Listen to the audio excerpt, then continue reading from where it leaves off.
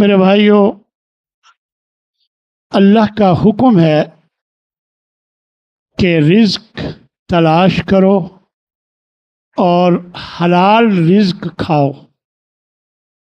تو آج انشاءاللہ رزق حلال کی اہمیت میں آپ کے سامنے رکھوں گا۔ ہمیں کوشش کرنی چاہیے کہ ہم جو بھی رزق کماتے ہیں اس میں حرام کی آمیزش نہ ہونے دیں۔ میرے بھائیوں، سب سے پہلے آپ یہ ذہن میں رکھیں کہ رزق دینے والا صرف اللہ ہے۔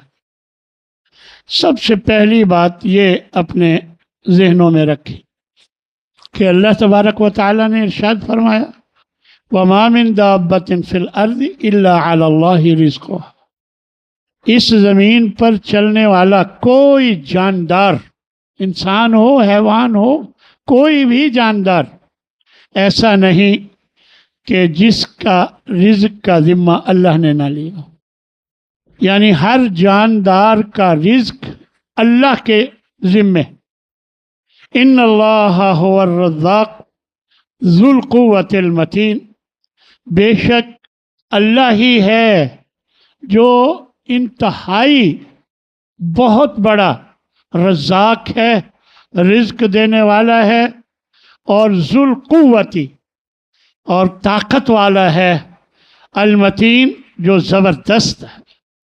یعنی رزق جس کو دیتا ہے اس کے پاس اتنی طاقت ہے کہ جتنا چاہے وہ رزق دینا چاہے وہ دے سکتا ہے۔ وہ طاقت والا بھی ہے اور زبردست بھی ہے۔ ایک اور مقام پر اللہ تبارک و تعالیٰ نے ارشاد فرمایا وَإِن مِّن شَيْءٍ إِلَّا عِندَنَا خَزَائِنُهُ۔ کوئی بھی چیز دنیا میں ایسی نہیں کہ جس کے خزانے ہمارے پاس نہ ہو۔ ہمارے پاس ہر چیز کے خزانے موجود ہیں، لیکن وَمَا نُنَزِّلُهُ إِلَّا بِقَدَرٍ معلوم۔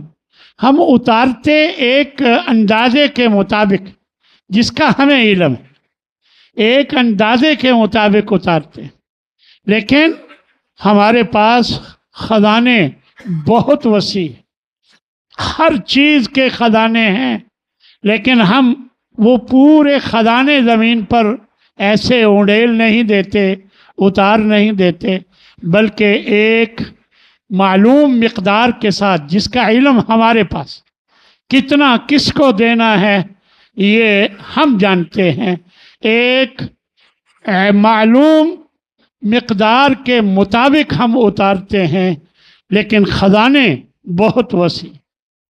اسی طرح ایک اور مقام پر اللہ تبارک و تعالیٰ ارشاد فرماتے ہیں اللہ یبسط الرزق لمن یشاء ویقدر۔ اللہ جس کے لیے چاہتا ہے رزق کو فراخ کر دیتا ہے، اور جس کے لیے چاہتا ہے رزق کو تنگ کر دیتا ہے۔ یہ اللہ کی مشیت۔ اللہ جو چاہے کر سکتا ہے، وہ مالک ہے، ہمارا خالق ہے، وہی رازق ہے، جسے چاہے جتنا مرضی رزق عطا۔ ہم دیکھتے ہیں کہ ہم سے کتنے ہی لوگ زیادہ محنت کرنے والے ہیں، بہت محنت کرنے والے، ہم سے زیادہ، بہت زیادہ محنت کرنے والے، لیکن ہم سے کم کماتے ہیں۔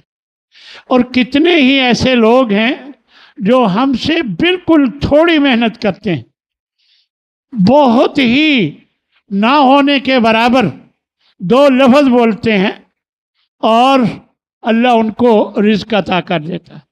یعنی بہت کم محنت کر کے بھی بہت رزق عطا کرتا۔ معلوم ہوا کہ صرف محنت کا عمل دخل نہیں ہے، ہاں کسی حد تک ہے، اس میں کوئی شک نہیں، لیکن صرف محنت کا عمل دخل نہیں۔ یہ اللہ کے فیصلے ہیں کہ اللہ جس کو چاہے زیادہ عطا کر دے اور جس کو چاہے کم عطا کرے، اور جس کو بالکل محروم کر دے، یہ جس کو اللہ اس کا نقصان کر دے، یہ سب اللہ کے اختیار میں ہے۔ جو اللہ چاہتا ہے وہ کر سکتا ہے، کیونکہ قوی ہے، متین ہے، وہ طاقتور ہے اور مضبوط ہے، زبردست ہے، جو چاہے کر سکتا ہے۔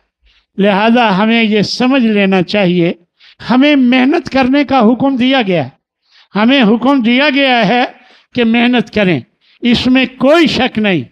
یعنی اللہ تبارک و تعالیٰ نے محنت کا حکم دیا ہے، لیکن کس کو زیادہ دینا ہے، کس کو کم دینا ہے، یہ اللہ کے ہاں فی السماء رزقکم، آسمان میں فیصلے ہوتے ہیں تمہارے رزق کے۔ یہ اللہ تبارک و تعالیٰ نے ارشاد فرمایا۔ اور ایک جگہ یہ بھی فرمایا کہ نحن قسمنا بینہم معیشتہم فی الحیات الدنیا، ہم نے اپنی مرضی سے، اپنے طریقے سے تقسیم کر دی ہے، یعنی لوگوں کی معیشت کو ہم نے کس کو کتنا دینا ہے، کتنا نہیں دینا، یہ تقسیم کر چکے۔ فی الحیات الدنیا، دنیا کی زندگی میں کس کو کیا ملنا ہے یہ ہم فیصلے کرتے ہیں۔ یہ بات اللہ تبارک و تعالیٰ نے ارشاد فرمایا۔ باقی رہا، ہمیں اللہ تبارک و تعالیٰ نے یہ ضرور حکم دیا ہے کہ تم محنت کرو۔ اللہ نے حکم دیا وَإِذَا قُضِيَتِ الصَّلَاةُ، جب نماز مکمل ہو جائے، فَانْتَشِرُوا فِي الْأَرْضِ، زمین میں پھیل جاؤ، وَابْتَغُوا مِنْ فَضْلِ اللَّهِ، اللہ کا فضل تلاش کرو۔ یہ اللہ کا فضل کیا ہے؟ یہ رزق ہے۔ یعنی نماز پڑھنے کے بعد، یہ خاص طور پر جمعے کی نماز کے حوالے سے ہے، نماز پڑھنے کے بعد پھیل جاؤ، جب اذان، جمعے کی اذان ہو تو سب کچھ چھوڑ کر آ جاؤ، اور پھر جب نماز پڑھ چکو تو تم جاؤ، پھیل جاؤ، وابتغوا من فضل اللہ، اور اللہ کا فضل تلاش کرو۔ لیکن یہ نہ بھولو کہ اللہ کو یاد کرنا ہے، اللہ کو بھی یاد رکھنا ہے۔ دنیا کمانی ہے تو اللہ کو بھی یاد رکھنا ہے۔ فرمایا وابتغوا من فضل اللہ واذکروا اللہ کثیرا، اور اللہ کا ذکر کثرت سے کیا کرو۔ کثرت سے ذکر کرنے کا حکم ہے۔ جب آپ صبح و شام کے اذکار کر لیتے ہیں، جب آپ ہر موقع کی دعائیں پڑھ لیتے ہیں، مسجد میں داخل ہونے کی، نکلنے کی، گھر میں داخل ہونے کی، باہر نکلنے کی، واش روم میں جانے کی، باہر نکلنے کی، بازار میں، یعنی ہر موقع کی دعا پڑھ لیتے ہو، صبح و شام کے اذکار کر لیتے ہو، اور رات کو سونے کے اذکار، تو یہ ذکرن کثیرہ ہو جاتا ہے۔ یہی ذکرن کثیرہ کہ ہر موقع پر اللہ کو یاد رکھو۔ تو یہ فرمایا کہ اللہ کا ذکر تلاش کرو، لیکن ساتھ ہی وَاذْكُرُوا اللَّهَ كَثِيرًا، اللہ کا کثرت سے ذکر کیا کرو، لَعَلَّكُمْ تُفْلِحُونَ، تاکہ تم کامیاب ہو جاؤ۔ تو معلوم ہوا کہ اللہ حکم دے رہا ہے وَابْتَغُوا مِنْ فَضْلِ اللَّهِ، اللہ کا فضل تلاش کرو، یعنی محنت کرو۔ گھر بیٹھے یہ نہ کہو اللہ مہربانی کرے گا، خود ہی اللہ بھیج دے گا، نہیں، ہمیں حکم دیا ہے محنت کرنے کا، وہ ہماری ذمہ داری۔ اور اللہ نے ایک جگہ فرمایا کہ وَجَعَلْنَا اللَّيْلَ لِبَاسًا، ہم نے رات کو لباس بنا دیا، لباس اوڑھ کر، یعنی سونے کے لیے ہم نے رات بنائی، یعنی اور اندھیرا چھا جاتا ہے لباس کے طور پر۔ فرمایا وَجَعَلْنَا النَّهَارَ مَعَاشًا، اور ہم نے دن کو روزگار کا ذریعہ بنا دیا۔ رات کو سو، دن کو نکلو، اللہ کا رزق تلاش کرو۔ گویا یہ اللہ کا حکم ہے کہ محنت کرو اور اللہ کا رزق تلاش کرو۔ اور نبی صلی اللہ علیہ وسلم نے بھی ارشاد فرمایا ما اکل احد طعاما قط خیرا من ان یاکل من عمل یدہ، سب سے بہترین کھانا جو کوئی کھاتا ہے وہ وہی ہے جو اپنے ہاتھ سے کما کر کھاتا ہے۔ یعنی سب سے بہترین کھانا وہی ہے جو اپنے ہاتھ سے کما کر کھاتا ہے۔ یعنی محنت کرنے کا اللہ کے نبی یہ حکم دے رہے ہیں کہ ہاتھ سے کما کر کھاؤ۔ بخاری کی یہ روایت۔ تو اس لیے میرے بھائیوں محنت اپنی جگہ ہے، لیکن رزق کی فراخی اور رزق کی تنگی یہ اللہ کے اختیار میں ہے، اللہ کے اختیار میں۔ اگر کسی کو اللہ نے کشادہ رزق دے رکھا ہے تو وہ اترائے نہ، یہ اللہ کی اس پر مہربانی۔ وہ یہ نہ سمجھے کہ میری محنت کا نتیجہ ہے، میری محنت کے نتیجے میں مجھے ملا ہے، نہیں، یہ اللہ کی مہربانی ہے۔ دلیل یہ ہے کہ کتنی آپ سے زیادہ محنت کرنے والوں کو کم ملتا ہے اور آپ کو کم محنت پر زیادہ ملتا ہے، تو گویا یہ اللہ کا فیصلہ ہے، صرف محنت کے نتیجے میں نہیں۔ اس لیے میرے بھائیو اچھی طرح سمجھ لے کہ محنت کرنی ہے اور پھر اللہ تبارک و تعالی پر اچھی امید رکھیں کہ اللہ آپ کو اچھا رزق عطا فرمائے گا۔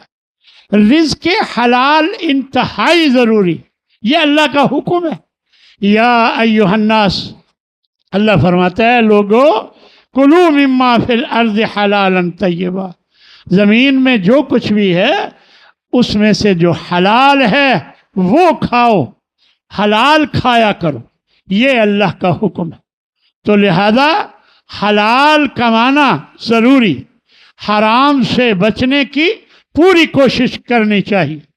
اسی طرح نبی صلی اللہ علیہ وسلم کا یہ فرمان ہے لَيَأْتِيَنَّ عَلَى النَّاسِ زَمَانٌ، لوگوں پر ایسا وقت آنے والا ہے کہ لا يُبَالِ الْمَرْءُ بِمَا أَخَذَ الْمَالِ، کہ ایک آدمی پرواہ نہیں کرے گا کہ اس نے کہاں سے مال کمایا، امن حلال ام من حرام، حلال ہے جو میرے گھر میں آ رہا ہے یا حرام، یعنی کوئی پرواہ نہیں کرے گا، حلال حرام سب اکٹھا کرنے کی کوشش کرے گا۔ وہ ایک وقت آنے والا، اور وہ یہ وقت آیا ہوا ہے، ہمارے سامنے ہے کہ لوگوں کو کوئی پرواہ نہیں۔ آپ دیکھتے ہیں ہر روز ڈاکے ڈالے جاتے ہیں، چوری کی جاتی ہے، رشوت لی جاتی ہے، اور حرام کمانے کے جتنے ذرائع ہیں وہ اپنائے جاتے ہیں۔ یہی وہ وقت ہے جس کے بارے میں نبی صلی اللہ علیہ وسلم نے یہ فرمایا تھا کہ ایک وقت آئے گا کہ لوگوں کو کوئی پرواہ نہیں ہو۔ لیکن میرے بھائیوں حرام میں کوئی برکت نہیں ہے، حلال تھوڑا ہو، حلال تھوڑا ہو اس میں بہت برکت ہے۔ حرام سے ہر طرح بچنے کی کوشش کرے۔ ہر ایک کو معلوم ہے کہ کیا حلال ہے کیا حرام ہے، ہر ایک کو معلوم، لیکن ہم دنیا داری میں آ کر، دنیا کی لالچ میں آ کر بھول جاتے ہیں کہ اللہ نے ہمیں حرام کھانے سے منع کیا ہے، اللہ اور اس کے رسول نے، اور حلال کمانے کا حکم دیا ہے، یہ ہم بھول جاتے ہیں دنیا داری میں آ کر۔ ہمیں یاد رکھنا چاہیے اللہ ہمارا خالق ہے، اللہ نے ہم سے پوچھنا ہے، اللہ کو ہم نے جواب دینا ہے، اس لیے میرے بھائیوں اس کا ہمیں ضرور خیال رکھنا چاہیے۔ ایک روایت میں نبی کریم صلی اللہ علیہ وسلم ارشاد فرماتے ہیں لا تزول قدم ابن آدم یوم القیامہ من عند ربہ، اپنے رب کے سامنے جب بندہ کھڑا ہوگا تو وہ اپنے قدم نہیں ہلا سکے گا جب تک کہ وہ فرمایا کہ جب تک وہ اس بات کا جواب نہ دے دے، یعنی اللہ تبارک و تعالی کے سامنے جب کھڑا ہوگا تو وہ جب تک ان باتوں کا جواب نہیں دے دے گا اپنے قدم نہیں ہلا سکے گا۔ کون سے سوال ہوں گے؟ یہ 5 سوال ہیں۔ ان عمرہ فیما افناہ، اس کی عمر کے بارے میں پوچھا جائے گا کہ اسے کہاں لگایا، اپنی عمر کہاں لگائی، اور فرمایا وعن شبابہ فیما ابلاہ، اس کی جوانی کے بارے میں پوچھا جائے گا کہ اپنی جوانی کہاں کھپائی، وَمَالِهِ مِنْ أَيْنَ اكْتَسَبَهُ وَفِيمَا أَنْفَقَهُ، مال کے بارے میں 2 سوال ہوں گے. ہاں جی، تیسرے نمبر پر مال کے بارے میں پوچھا جائے گا من این اکتسبہ، کمایا کہاں سے تھا، حلال کمایا تھا حرام کمایا تھا، یہ پوچھا جائے گا. اور چوتھے نمبر پر وفیما انفقہ، اور اسے خرچ کہاں کیا تھا یہ بھی پوچھا جائے گا. تو میرے بھائیوں، یہ بات اللہ کے نبی نے صلی اللہ علیہ وسلم نے ہمیں دنیا ہی میں بتا کر ہماری خیر خواہی کی، تاکہ ہم فکر مند ہو جائیں کہ اپنا مال جو کمائیں وہ حلال کمائیں، اور جہاں خرچ کریں وہ بھی حلال جگہ پر، اچھی جگہ پر خرچ کریں جہاں اللہ راضی ہوتا ہے. یہ دنیا ہی میں اللہ نے ہمیں بتا دیا کہ یہ پوچھا جائے گا. اور 5ویں نمبر پر وَمَاذَا عَمِلَ فِي مَا عَلِمَ، جو علم حاصل کیا تھا یا حاصل کیا نہیں تھا، علم آ گیا تھا اس کے پاس، وہ اس پر اس نے عمل کتنا کیا. اب مجھے بتائیں، کس کو نہیں پتا کہ جھوٹ بولنا جائز نہیں؟ پھر اس نے عمل کیا ہے کہ نہیں؟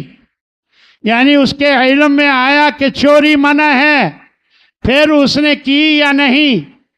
اس کے علم میں آیا غیبت منع ہے، اس نے کی کہ نہیں؟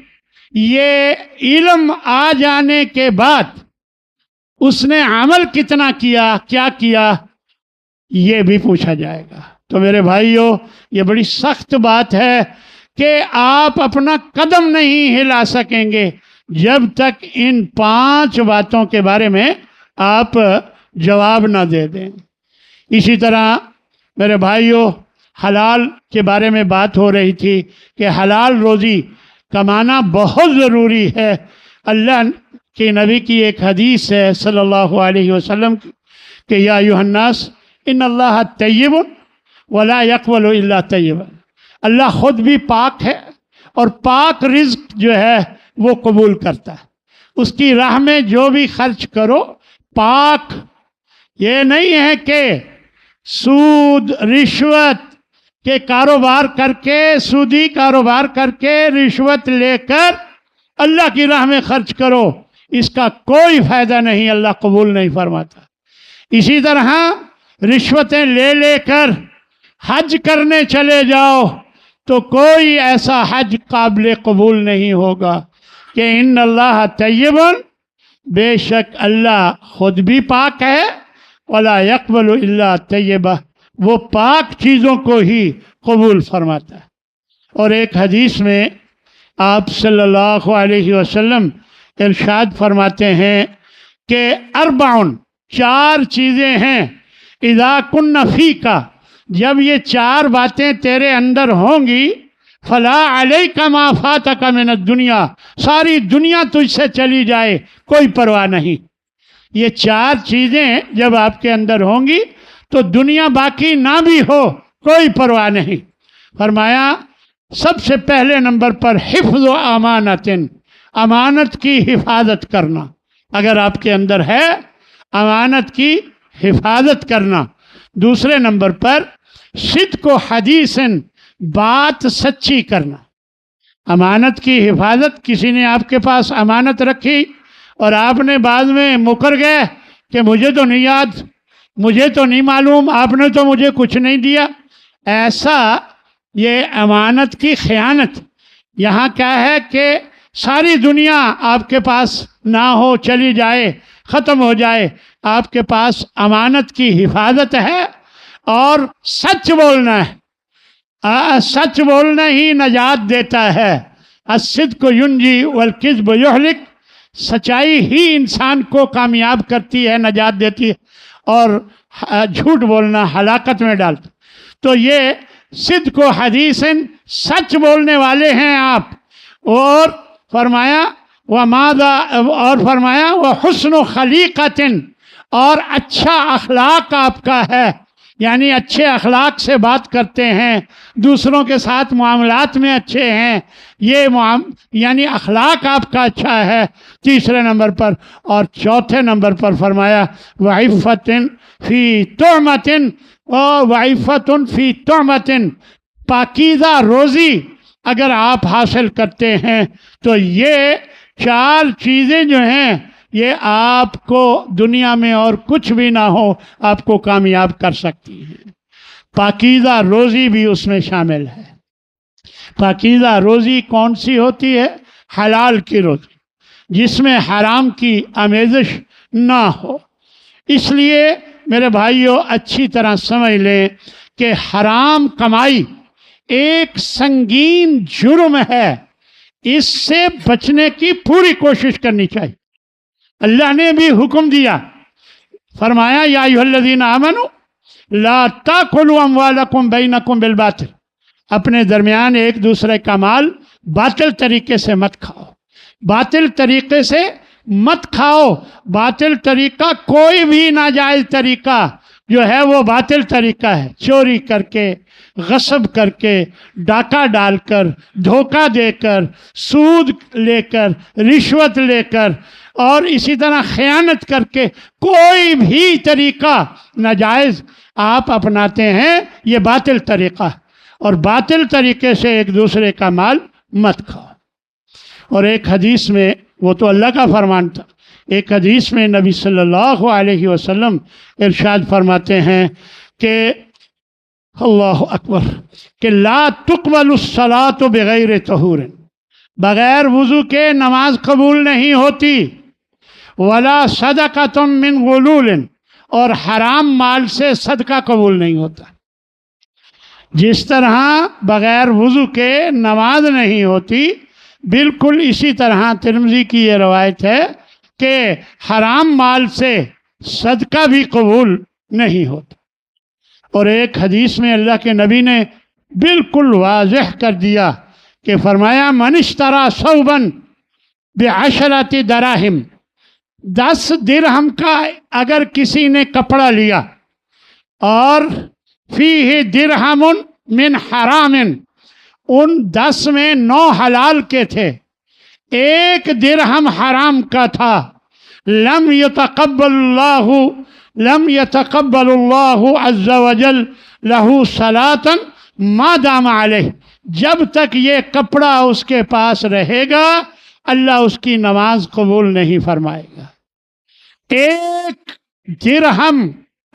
درہم کی وجہ سے 9 حلال کے تھے، 1 حرام کی آمیزش اس کے اندر ہو گئی۔ بالکل ایسے ہی جیسے زمزم میں 1 قطرہ پیشاب کا ڈال دیا جائے تو سارا پلید ہو جاتا ہے، 10 کلو دودھ میں 1 قطرہ پیشاب کا چلا جائے تو وہ پلید ہو جاتا ہے۔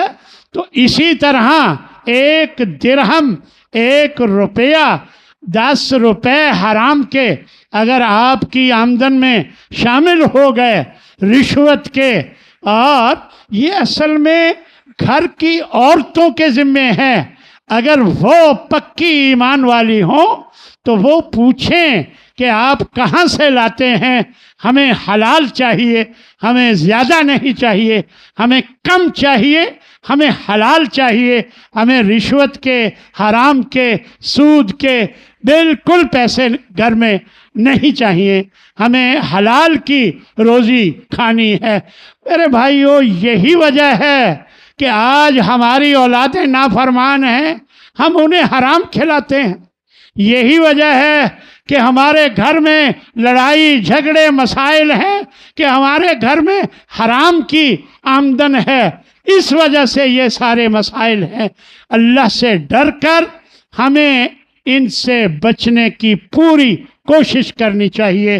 اور فرمایا حضرت سعد بن ابی وقاص رضی اللہ تعالی عنہ نے یہ آپ صلی اللہ علیہ وسلم سے فرمایا کہ یا رسول اللہ میرے لیے دعا فرمائیں کہ میں مستجاب الدعوات بن جاؤں، یعنی جو دعا کروں میری دعا قبول ہو جائے۔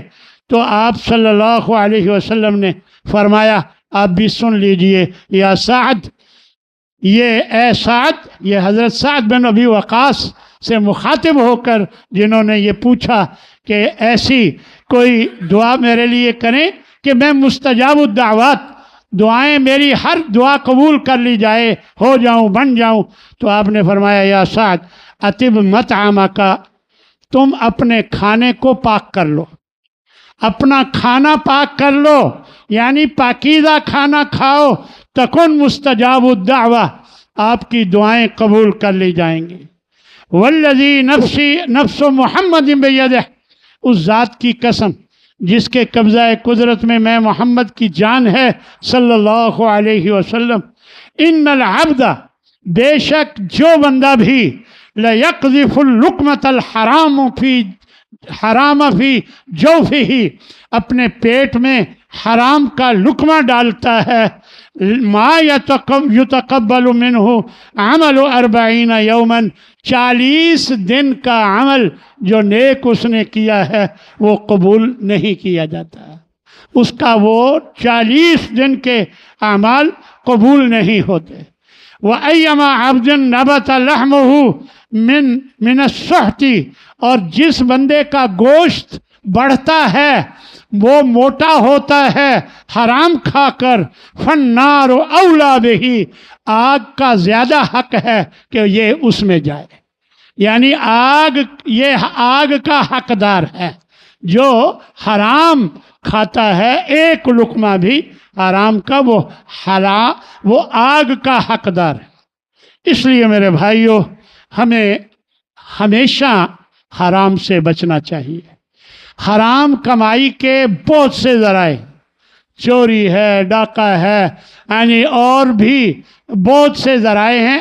اگلے جمعے میں انشاءاللہ 12، 13، 14 ذرائع ہیں جو حرام کمانے کے، میں انشاءاللہ اگلے جمعے ان کا ذکر کر کے یعنی آپ پر واضح کروں گا کہ حرام کمائی جو ہے انسان کے لیے بالکل مفید نہیں ہے، یہ انسان کو جہنم میں لے جاتی ہے۔ اللہ سے دعا ہے کہ اللہ ہمیں حلال کمانے کی توفیق عطا فرمائے اور حلال ہی کھانے کی ہمیں توفیق عطا فرمائے اور ہمیں حرام سے بچائے۔ اللہ تبارک و تعالی ہمیں اس کی توفیق عطا فرمائے۔ وآخر دعوانا ان الحمد للہ رب العالمین۔